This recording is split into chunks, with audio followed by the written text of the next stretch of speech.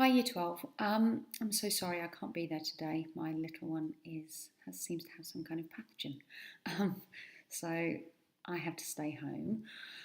So the investigation I had planned, I'll need to defer to Thursday, which is about spread of infection and a nice transition into our next, final area of study um, in Unit 3, because we've nearly finished.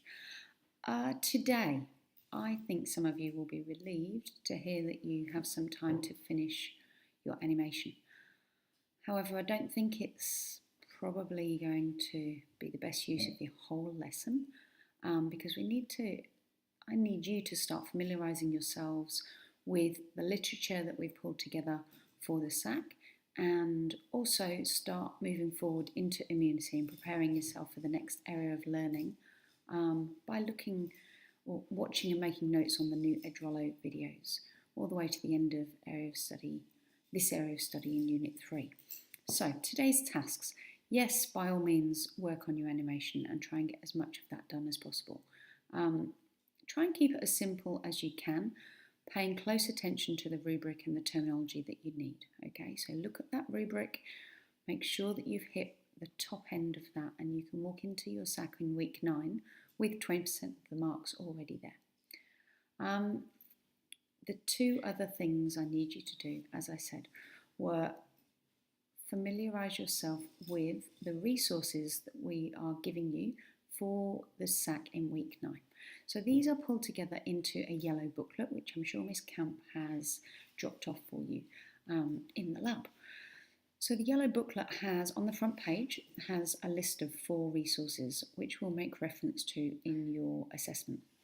First one is the Catalyst video, which was posted on LMS, and I'm sure that you've already watched it and made notes on it. Make sure that those notes are detailed.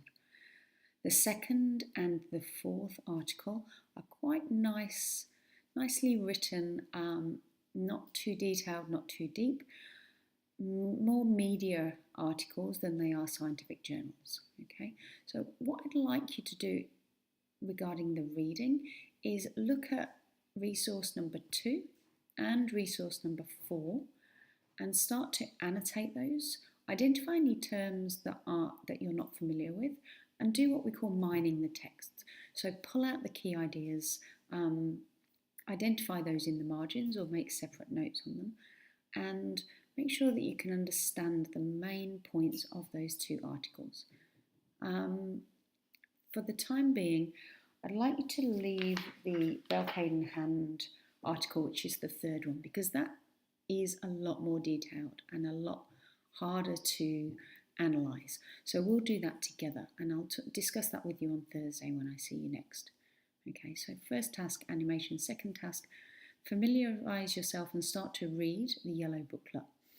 And the 3rd one is I need you to start progressing your understanding of immunity using the Edrolo videos, Nelson Biozone.